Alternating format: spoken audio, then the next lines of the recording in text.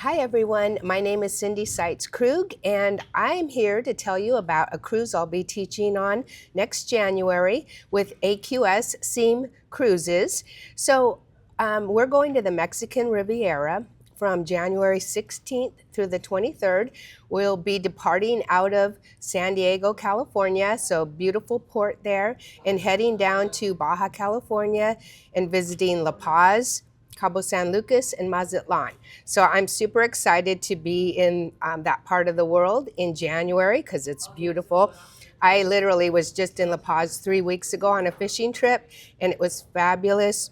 Weather was beautiful, water was beautiful, fishing was beautiful, the seafood, everything. So I'm excited to go back next January. So I'm teaching 2 classes, but one of them is a 1-day class and it will be all on grid-based quilting designs. So the students will start with a panel like this.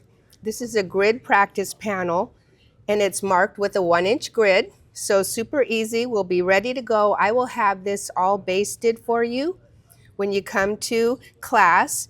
And what I do with this is baste it onto something pretty on the back. So pretty, black might not be pretty, but it shows off your beautiful stitches. So when you're all done, you can put a binding on this, and you can see this has a binding.